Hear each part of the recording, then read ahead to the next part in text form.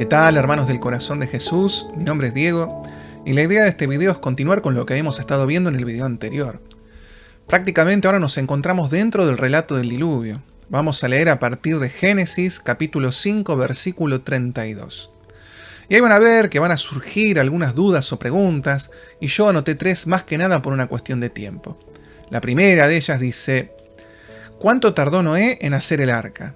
La segunda: ¿era posible que entraran todos los animales en el arca? Y la tercera: si las personas que perecieron en el diluvio hubieran conocido a Jesús, ¿se hubieran salvado? Por cualquier duda o consulta que les surja, me pueden escribir a momentodencuentroconjesús@gmail.com. Y para dar respuestas a estas preguntas vamos a ir a nuestra fuente, que es la Biblia. En Génesis capítulo 5 versículo 32 dice: era Noé de 500 años cuando engendró a Sem, a Cam y a Jafet. Y nos dice también que Noé contaba con 600 años cuando acaeció el diluvio, las aguas sobre la tierra. Esto significa que Dios le hizo el anuncio del diluvio a Noé entre que él tenía 500 y 600 años. Por lo tanto, no tuvo más de 100 años para construir el arca. Ahora, ¿cómo fue ese anuncio? En Génesis capítulo 6 versículo 9 dice: esta es la historia de Noé. Noé fue el varón más justo y cabal de su tiempo. Noé andaba con Dios. Noé engendró 3 hijos, Sem, Cam y Jafet. La tierra estaba corrompida en la presencia de Dios. La tierra se llenó de violencias. Dios miró a la tierra y he aquí que estaba viciada, porque toda carne tenía una conducta viciosa sobre la tierra. Dijo pues Dios a Noé: he decidido acabar con toda carne, porque la tierra está llena de violencias por culpa de ellos. Por eso he aquí que voy a exterminarlos de la tierra. Hazte un arca de maderas resinosas. Por mi parte voy a traer el diluvio, las aguas sobre la tierra, para exterminar toda carne que tiene hálito de vida bajo el cielo. Pero contigo estableceré mi alianza. Entrarás en el arca tú y tus hijos, tu mujer y las mujeres de tus hijos contigo. Y de todo ser viviente, de toda carne meterás en el arca una pareja para que sobrevivan contigo. Serán macho y hembra. De cada especie de aves, de cada especie de ganados, de cada especie de serpies del suelo, entrarán contigo sendas parejas para sobrevivir. Tú mismo procúrate toda suerte de víveres y hazte acopio para que os sirvan de comida a ti y a ellos. Y Noé hizo todo lo que Dios le había mandado. Y acá lo dice así como al pasar, pero Dios le estaba pidiendo algo que parecía una locura. Solamente un hombre de mucha fe podía llegar a recibir este mensaje y hacer todo lo que Dios le pedía. Fíjense, ¿no? En Génesis capítulo 6 versículo 8 dice: Noé halló gracia a los ojos de Yahvé. Y es solamente mediante esta gracia que se puede llevar adelante semejante empresa. Ahora, bien, fíjense. Por un lado, Dios le habla del exterminio de los seres vivos, excepto de él, de su familia, mediante un diluvio. Dios le anuncia algo que no había sucedido nunca antes. Seguramente no sabía siquiera lo que era una inundación. También le dice que tiene que hacer un arca de madera. No sabemos si tenía conceptos de carpintería, navegación. Es más, no sabemos si existían los barcos en aquella época, como para tener alguna referencia. Y por otro lado, le dice que va a tener que introducir determinados animales, 2 de cada especie. No sabemos si él conocía sobre cuidado animal, es más, cómo iba a hacer para que entren todos dentro de algo que él iba a construir.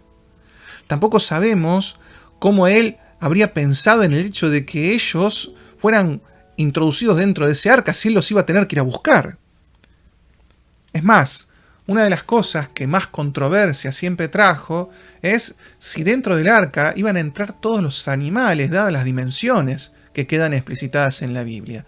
Y esto nos lleva a la segunda pregunta, ¿no?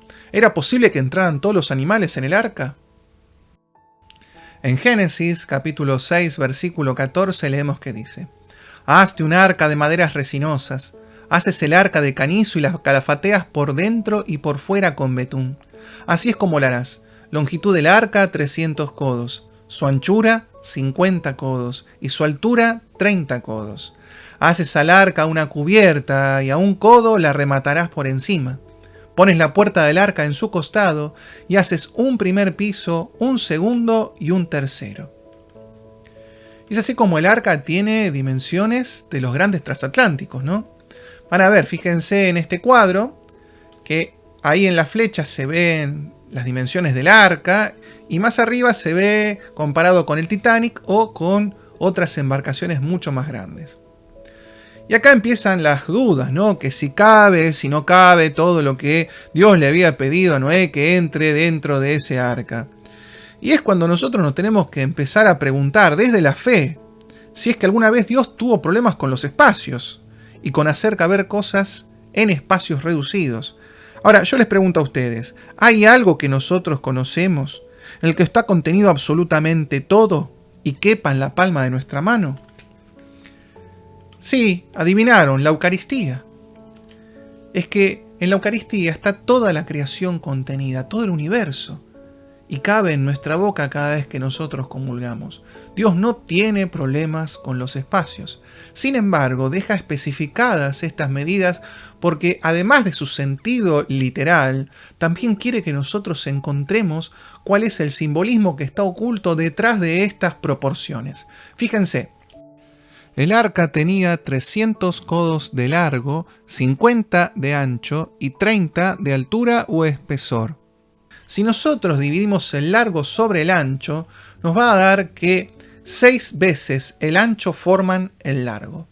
Si nos basamos en el canon renacentista que se utiliza para pintura y para poder dibujar siluetas humanas, nos vamos a dar cuenta que el ancho, precisamente al multiplicarlo por 6, nos da el largo. Fíjense, 1, 2, 3, 4, 5 y 6. Y por otro lado, si ponemos a la persona de costado, vamos a ver que el largo sobre el espesor nos tiene que dar 10, o sea que 10 veces su espesor es el largo. Y fíjense, si tomamos el espesor como la medida de la cintura de un lado al otro, al desplazarlo sobre la altura vamos a contar 1, 2, 3, 4, 5, 6, 7, 8, 9 y 10. ¿Qué es lo que nos quiere decir con esto? Que el arca tiene proporciones humanas. Es que incluso en este momento en el cual se estaba salvando solo a una familia de humanos, Dios nos quiere mostrar que la salvación vendrá para todos en forma de un ser humano. Es que es en Cristo en que estamos todos contenidos, en Él cabemos. Y es del costado abierto del arca lo que nos recuerda el costado abierto de Cristo, solo una puerta. Y es así como Noé y su familia accedieron a la misericordia de Dios por solo esa puerta en el costado del arca, y nosotros recibimos la misericordia de Dios del costado abierto de Jesús. Esto nos muestra que siempre estuvimos en la mente de Dios. Incluso cuando lo herimos, cuando lo maltratamos, cuando los ofendemos a Dios con nuestros pecados, Él siempre nos tiene en su mente y nos encierra en su misericordia. Sin embargo, nosotros leemos en Génesis capítulo 7, versículo 23, «Así perecieron todos los vivientes que había sobre la tierra, desde el hombre hasta los animales, los reptiles y las aves del cielo. Todos fueron borrados de la superficie de la tierra. Solo sobrevivieron Noé y los que estaban con él en el arca». Ahora, ¿dónde se ve la misericordia de Dios para con estas personas con que habían perecido? Y esta es la tercera pregunta. Si las personas que perecieron en el diluvio hubieran conocido a Jesús, ¿se hubieran salvado? En primera carta de San Pedro, capítulo 3, versículo 18 dice: «Pues Cristo quiso morir por el pecado, y para llevarnos a Dios, siendo esta la muerte del justo por los injustos, murió por ser carne, y luego resucitó por el Espíritu. Entonces fue a predicar a los espíritus encarcelados». Me refiero a esas personas que se negaron a creer en el tiempo de Noé, cuando se iba acabando la paciencia de Dios y Noé ya estaba construyendo el arca. Fíjense, ¿no? Jesús, cuando después de morir desciende a los infiernos a buscar a los justos, no solamente los va a buscar a ellos, sino que a su vez va a predicar el evangelio a estos espíritus encarcelados, a estos que habían muerto durante el diluvio. Fíjense que Jesús tiene muy claro que su irrupción en la historia cambia nuestra historia. A tal punto que él llega a decir en San Lucas capítulo 10 versículo 23, Jesús les dijo solo a ellos: felices los ojos que ven lo que ustedes ven, porque yo les digo que muchos profetas y reyes quisieron ver lo que ustedes ven y no lo vieron, y oír lo que ustedes oyen y no lo oyeron. Porque era fundamental llevarles el Evangelio a estas pobres personas que sin conocerlo habían perecido. Y esto nos lleva a pensar en cuántas personas dejan este mundo sin conocer a Jesús, sin aceptarlo en su vida. No solo los que estaban en la época del diluvio. A veces nos pasa que nos sentimos responsables de la elección espiritual de los demás, como si de nosotros solamente dependiera que ellos creyeran o no. Pero es Cristo el que salva, solo Cristo es en quien tenemos que apoyarnos. Debemos preocuparnos de predicar con nuestro ejemplo, como Noé, o con la palabra, como tantos otros. Ahora sabemos que nunca debemos pensar que tal o cual persona está perdida. Debemos confiar siempre en la misericordia de Dios y que más allá de nuestros esfuerzos, el mismo Dios irá al encuentro y ahí será cuestión de que nuestro hermano abrace a Jesús o no. Dios siempre respetará la libertad. Es que Él murió para que nosotros seamos libres, libres de poder elegirlo. Y qué increíble, ¿no? Este amor que tiene Dios por nosotros, que nos libera, que nos da la posibilidad de ser libres para podamos elegir qué es lo que queremos de nuestra vida. Y ahora, para terminar, vamos a pedirle a Dios que nos permita confiar siempre profundamente en su infinita misericordia, más allá del diluvio que nos toque atravesar en nuestra vida. Más allá que el agua nos llegue a los tobillos y sintamos que nos estamos hundiendo, recordemos a Pedro y digámosle: mándame a que vaya donde estás tú, y si es necesario caminemos sobre las aguas para darle un abrazo. Esto ha sido todo por este video. Nos vemos en el próximo. Que Dios los bendiga.